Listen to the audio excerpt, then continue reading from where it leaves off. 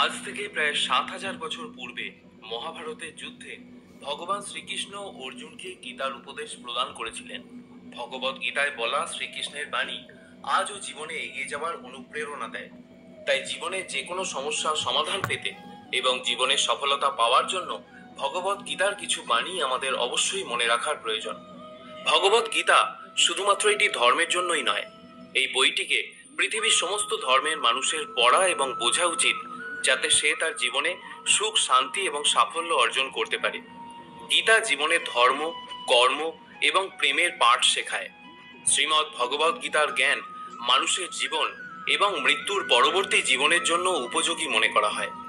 বলা হয়, গীতা একটি সম্পূর্ণ জীবন দর্শন, যাকে অনুসরণ করলে একজন ব্যক্তি সর্বশ্রেষ্ঠ হতে পারে।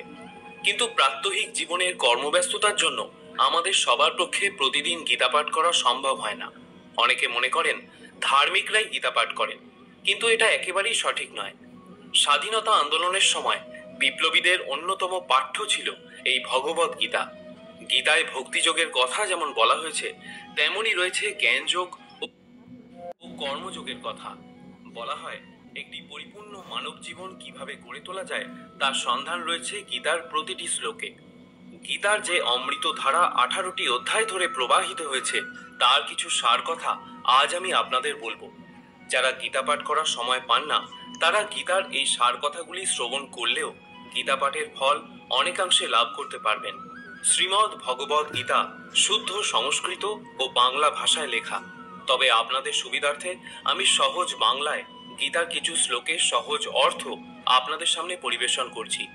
আপনাদের কাছে অনুরোধ, ভিডিওটি মনোযোগ সহকারে সম্পূর্ণ শুনবেন। আশা করি গীতার প্রকৃত অর্থ জানার জন্য এই ভিডিওটি আপনার জন্য কার্যকরী হবে। তাহলে আসুন জেনে নেওয়া যাক শ্রীমদ্ ভগবত গীতার সার কথা বা সারাংশ। ভগবান শ্রীকৃষ্ণ বলেন, যেরকম অন্ধকারেও আলো উজ্জ্বল হয়, ঠিক সেই রকমই সত্য সবসময় উজ্জ্বল হয়। এই জন্য মানুষকে সবসময় সত্যের পথেই থাকা উচিত। আমাদের আত্মা হলো অবিনশ্বর। তাকে না তো অস্ত্র দিয়ে কাটা যায়, না তো অগ্নি দ্বারা জ্বালানো যায়, না তো জল তাকে ভেজাতে পারে, না তো বায়ু তাকে শুষ্ক করতে পারে। আমরা এই নশ্বর দেহ ধারণ করে থাকলেও আসলে আমরা প্রত্যেকেই হলাম এক একটি আত্মার স্বরূপ, যা কখনোই বিনষ্ট হবে না। তাই এই নশ্বর দেহের জন্য শোক না করার কথা বলেছেন ভগবান শ্রীকৃষ্ণ। কারণ আত্মাই হলো আমাদের চিন্ময় সত্তা, যাকে কখনোই ধ্বংস করা সম্ভব নয়। যেরকম মনুষ্য তার পুরাতন বস্ত্র পরিত্যাগ করে নতুন বস্ত্র পরিধান করে, একই রকম ভাবে আত্মাও নিজের পুরাতন জীর্ণ শরীরকে পরিত্যাগ করে নতুন শরীর ধারণ করে। এটাই প্রকৃতির অপরিবর্তনীয় নিয়ম।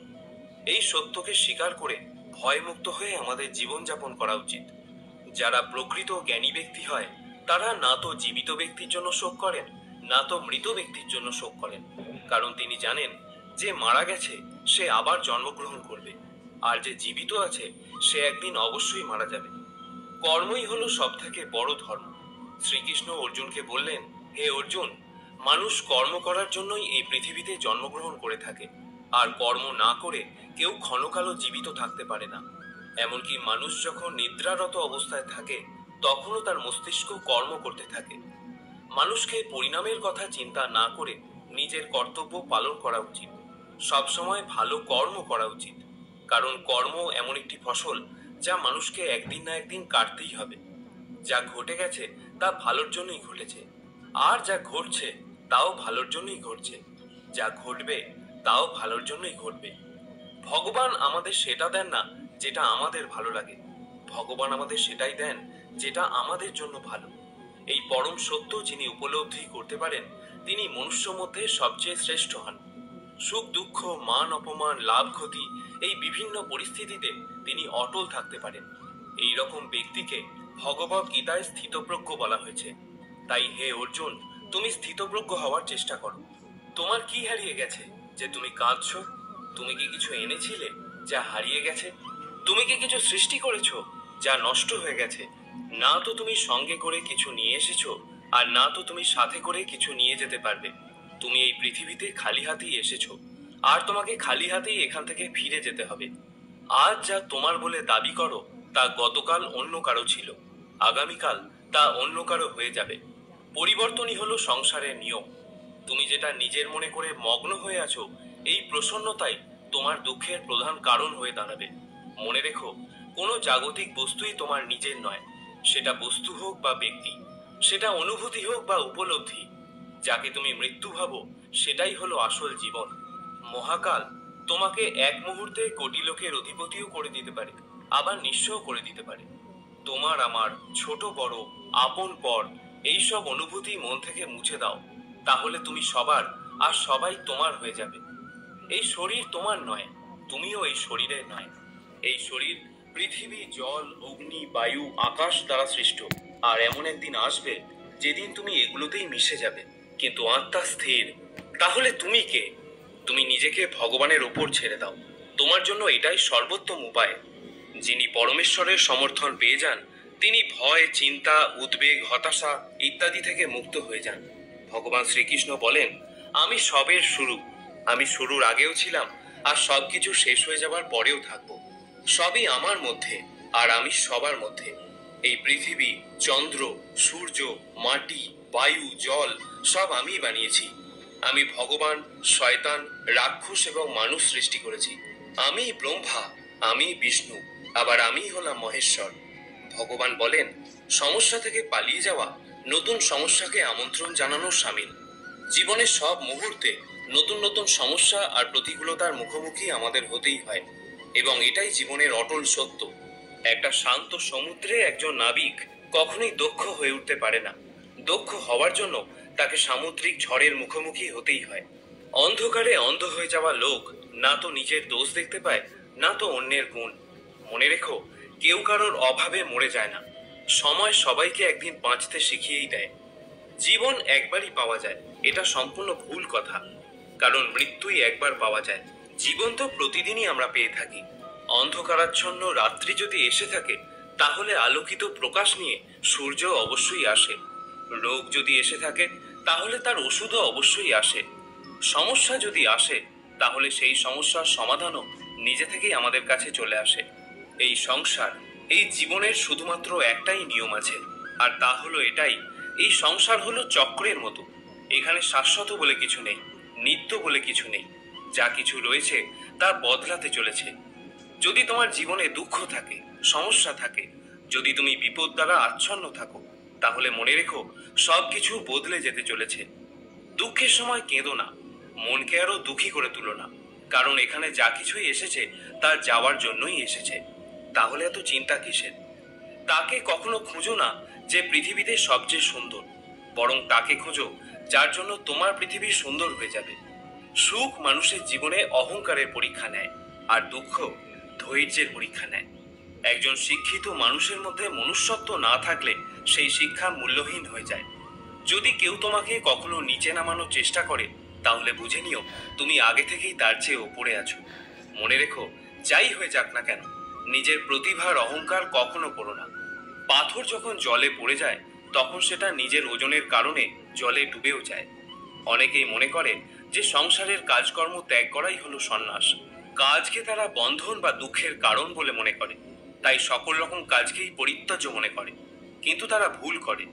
কর্ম ত্যাগ নয়, কর্মফলের লোভকে ত্যাগ করাই হলো আসল ত্যাগ বা সন্ন্যাস। শ্রীকৃষ্ণ বলেন, আমি পৃথিবীর মধুর সুগন্ধ, আমি অগ্নির উষ্ণতা, সব জীবিত প্রাণীর জীবন ও সন্ন্যাসীদের আত্মসংযমও আমি। আমি সবার পালন করে থাকি, আবার আমি সবকিছুর বিনাশও করে থাকি। আমি পৃথিবীর সমস্ত প্রাণীদেরকেই জানি, কিন্তু বাস্তবে আমাকে কেউই জানতে পারে না। যখনই এই পৃথিবীতে পাপ ও অধর্মের পরিমাণ বেড়ে যায়, তখন আমি ধর্মকে পুনরায় পুনঃস্থাপন করার জন্য এই ধরাধামে অবতীর্ণ হয়ে থাকি। সাধুদের পরিত্রাণ এবং দুষ্কৃতীদের দমন করার জন্য আমি বারবার এই ধরাধামে আবির্ভূত হই। ক্রোধ মানুষকে নরকের পথে টেনে নিয়ে যায়। ক্রোধের ফলে মানুষের মন অশান্ত হয়ে পড়ে, সে আবেগের বশে নিজেরই বেশি ক্ষতি করে। তাই ভগবান শ্রীকৃষ্ণ বলেন, মানুষকে রাগ থেকে দূরে থাকা উচিত। যতই রাগ হোক না কেন, নিজেকে শান্ত করার প্রচেষ্টা করতে হবে আমাদের। মানুষের উচিত তার নিজের মনের ওপর নিয়ন্ত্রণ রাখা। মানুষের মন বায়ুর মতো চঞ্চল হয়ে থাকে। মন মানুষকে কাম ভাবনার দিকে নিয়ে যায়। যদি জীবনের সফলতা অর্জন করতে চাও, তাহলে মনকে নিয়ন্ত্রণ করা অতীব প্রয়োজনীয়। মনকে বশে রাখার ফলে মস্তিষ্কে শক্তি কেন্দ্রীভূত হয়, যার ফলে কর্মের সফলতা পাওয়ার সম্ভাবনাও বৃদ্ধি পায়। গীতায় ভগবান বলেছেন, যার মনের ওপর নিয়ন্ত্রণ আছে তার মনে দুশ্চিন্তা ও অপ্রয়োজনীয় চিন্তাভাবনা প্রবেশ করতে পারে না, যার ফলে মনুষ্য তার লক্ষ্যকে সহজেই জয় করতে পারে। ভগবান বলেন যে মন মানুষের সব থেকে বড় বন্ধু তখনই যখন তার মনের ওপর নিয়ন্ত্রণ থাকে, কিন্তু তার মন তার সব থেকে বড় শত্রু হয়ে যায় যখন তার মনের ওপর কোনো নিয়ন্ত্রণ থাকে না। মন মানুষকে সফলতার চূড়ায় নিয়ে যেতে পারে, আবার মন মানুষকে নরকেও টেনে নিয়ে যেতে পারে। সদা সন্দেহকারী ব্যক্তি কখনো শান্তি প্রাপ্ত করতে পারে না। তাই সন্দেহ করা থেকে তুমি দূরে থাকো। অধিক সন্দেহ করার ফলে মনের শান্তি ভঙ্গ হয়ে যায়, আর ব্যক্তি ভ্রমের বশবর্তী হয়ে নিজের সম্পর্কগুলোকে নষ্ট করে ফেলে এবং নিজের ওপর নিয়ন্ত্রণ হারায়। শরীরের সৌন্দর্য মনকে আকর্ষণ করে, কিন্তু স্বভাবের সৌন্দর্য হৃদয়কে আকর্ষণ করে। তাই মানুষের স্বভাব সর্বদা নির্মল হওয়া উচিত। কে কি করছে, কিভাবে করছে, কেন করছে, এসব থেকে তুমি যত দূরে থাকবে ততই আনন্দে থাকবে। শ্রী ভগবান বলেন, যে মানুষের মধ্যে জ্ঞানের অভাব এবং ভগবানের প্রতি শ্রদ্ধার অভাব থাকে, সে মানুষ কখনোই জীবনে আনন্দ ও সফলতা প্রাপ্ত করতে পারে না। মানুষের দুঃখের একটা বড় কারণ হলো মায়া এবং মোহ। যে যত বেশি মায়া করবে সে তত বেশি দুঃখ কষ্ট ভোগ করবে।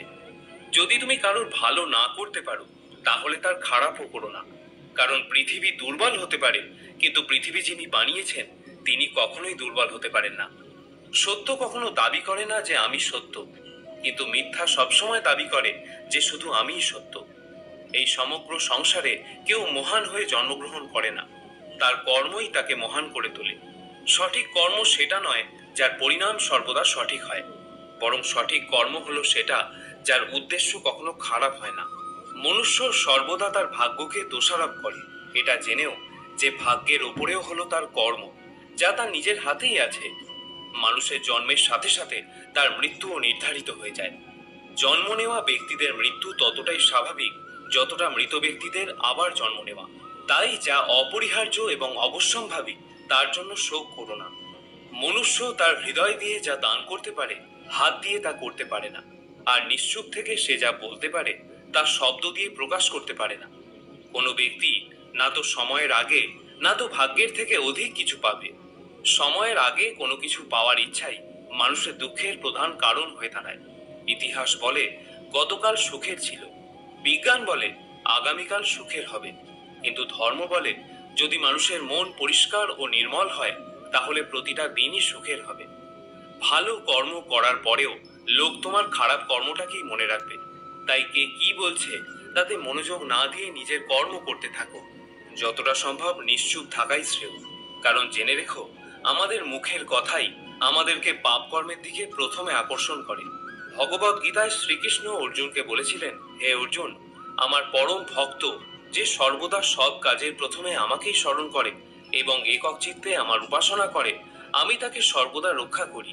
তার কল্যাণের দায়িত্ব আমি নিজেই গ্রহণ করে থাকি। যে ব্যক্তি আপনার কথাকে গুরুত্ব দেয় না তাদের কাছে আপনার মতামত প্রকাশ না করে মৌন থাকাই উচিত। যে কোনো একটি কাজ তোমাকে অবশ্যই করতে হবে, নয়তো সময়ের সাথে বদলাতে শেখো, আর না হলে সময়কে বদলে দাও। আর হ্যাঁ, নিজের ভাগ্যকে দোষারোপ করা বন্ধ করো এবং যে কোনো পরিস্থিতিতে জীবনে চলতে শেখো। কোনো কর্ম করার আগে পরিকল্পনা ও চিন্তা করে নেওয়া খুব ভালো বিষয়, কিন্তু চিন্তার মাত্রা যেন এতটাও বেশি না হয় যেন তা তোমার কর্মকেই প্রভাবিত করে। মনে রেখো, অধিক চিন্তা দুশ্চিন্তায় পর্যবসিত হয়। যদি কোনো কাজ তুমি সঠিক উদ্দেশ্য নিয়ে করো তাহলে সেই কাজ কখনোই ব্যর্থ হয় না, আর সেই কর্মের ফলও তুমি একদিন না একদিন অবশ্যই পাবে। শ্রীকৃষ্ণ বলেন, যদি তুমি ভাবো যে তোমার ভাগ্য আমি তৈরি করি তাহলে তুমি ভুল ভাবো, কারণ মনুষ্য তাদের ভাগ্য স্বয়ং রচনা করে। তুমি কখনো এটা ভেবো না যে মানুষ ভালো হয় বা খারাপ হয়, তুমি এটা ভাবো যে তার কর্ম ভালো না খারাপ, কারণ মনুষ্য যেভাবে কর্ম করে সেই রূপ ফলই সে লাভ করে, যেটা তাকে ভালো বা খারাপে পরিণত করে। কাকে কি আর কতটা বলতে হবে যদি তুমি শিখে নাও তাহলে তোমার জীবন সার্থক হয়ে যাবে। যদি জীবনে কখনো সুযোগ পাও তাহলে স্বার্থ ত্যাগ করে সাহায্য করে দিও, কিন্তু কখনোই স্বার্থপর হয়ে এড়িয়ে যেও না। ধর্ম দ্বারা পরিপূর্ণ হৃদয় সর্বদা ধর্মের পরামর্শ দেয়, আর অধর্ম দ্বারা পরিপূর্ণ হৃদয় সর্বদা অধর্ম করারই পরামর্শ দেয়। মানুষ এই জন্য দুঃখী নয় যে সে ঈশ্বরের অস্তিত্বকে বিশ্বাস করে না। মানুষ এই জন্য দুঃখী কারণ সে ঈশ্বরের জ্ঞানকে বিশ্বাস করে না। কোন রকম দুঃখ কষ্টের মধ্যে তোমাকে এই 7টি গুণ বাঁচাবে: তোমার জ্ঞান, তোমার বিনম্রতা, তোমার বুদ্ধি, তোমার ভিতরের সাহস, তোমার ভালো কর্ম, সত্য কথা বলার অভ্যাস আর ঈশ্বরে বিশ্বাস। যখন কঠিন সময় আসে তখন ব্যক্তি একা হয়ে যায়, কিন্তু কঠিন সময় সেই ব্যক্তিকে আরো মজবুত করে দেয়। যে তোমাকে সম্মান দেয় তাকেও তুমি সম্মান দিও। কারো সামর্থ্য দেখে তার সামনে মাথা ঝোঁকানো ভীরুতার লক্ষণ। তোমার সামনে যত বড় কঠিন পরিস্থিতি এসে পড়ুক না কেন, একটা কাজ করবে: নিজের সবকিছু ভগবানকে সমর্পণ করে দিও। ভগবানের উপর বিশ্বাস সেই ছোট্ট শিশুর মতো করো, যাকে হাওয়াতে ছুড়ে দিলেও সে হাসতে থাকে। সে ভয় পায় না, কারণ সে জানে যে তুমি তাকে নিচে ফেলে দেবে না। সময় আমাদের শেখায় যে জীবন কারোর জন্য অপেক্ষা করে না, আর কারোর জন্য থেমেও থাকে না। জীবনও তার সাথেই খেলে যে খেলোয়াড় সর্বশ্রেষ্ঠ হয়। কষ্ট সবার সমান হয়ে থাকে, কিন্তু আত্মবিশ্বাস প্রত্যেকের ভিন্ন হয়। ঈশ্বর তখন খুশি হয় যখন তিনি দেখেন যে দুঃখ সহ্য করেও কেউ তার উপর বিশ্বাস রেখেছে। এবং জেনে রেখো, সময় এলে তুমি বিশ্বাসের মূল্য অবশ্যই পাবে। অত্যাচার করলেও যে মুখ বুজে হাসি নিয়ে সেই অত্যাচার সহ্য করে, সেই অপমানের প্রতিশোধ ভগবান শ্রীকৃষ্ণ নিজেই নিয়ে থাকেন। আমাদের কাছে যা কিছু আছে তার আনন্দ আমরা তখনই উপভোগ করতে পারবো যদি আমরা সেই চিন্তা ছেড়ে দিই যা আমাদের কাছে কি নেই। সফল হওয়ার জন্য একলাই চলতে হয়। লোক তো তখন তোমার পিছনে থাকে যখন তুমি আগে এগোতে থাকো। যথার্থ মানুষ হয়ে ওঠো, কিন্তু রূপ আর চেহারা দিয়ে নয়, বরং হৃদয়, বুদ্ধি আর জ্ঞান দিয়ে। গীতার আরেকটি গুরুত্বপূর্ণ শিক্ষা হলো ভক্তির ধারণা বা ঐশ্বরিক ভক্তি। গীতার মতে ভক্তির পথ হলো মুক্তি লাভের সব থেকে প্রত্যক্ষ এবং সহজ উপায়, কারণ এতে সম্পূর্ণরূপে ঐশ্বরিক ইচ্ছার কাছে সমর্পণ করতে হয়। গীতা শিক্ষা দেয় যে জীবনের চূড়ান্ত লক্ষ্য হলো একজনের প্রকৃত স্বরূপকে শাশ্বত, অপরিবর্তনীয় এবং অমর সত্তা হিসেবে উপলব্ধি করা এবং ঐশ্বরিক সত্তার সাথে মিশে যাওয়া। সামগ্রিকভাবে ভগবদ গীতা একটি গভীর দার্শনিক এবং আধ্যাত্মিক পাঠ্য, যা বাস্তবতার প্রকৃতি, জীবনের উদ্দেশ্য এবং আলোকিত হওয়ার পথের দিকনির্দেশ করে। এটি অনেকের কাছেই সবচেয়ে গুরুত্বপূর্ণ হিন্দু ধর্মগ্রন্থ হিসেবে বিবেচিত হয় এবং এর শিক্ষা সারা বিশ্বের লক্ষ লক্ষ মানুষকে শিক্ষিত করে এবং তাদের অনুপ্রেরণা প্রদান করে। তো বন্ধুরা, আজকের আলোচনা এখানেই শেষ করা যাক। সকলে গীতা পড়ুন, গীতা শিখুন এবং গীতা প্রচার করুন। দেখা হবে পরে আরেকটি ভিডিওতে। ততক্ষণ ভালো থাকুন, সুস্থ থাকুন। জয় শ্রীকৃষ্ণ।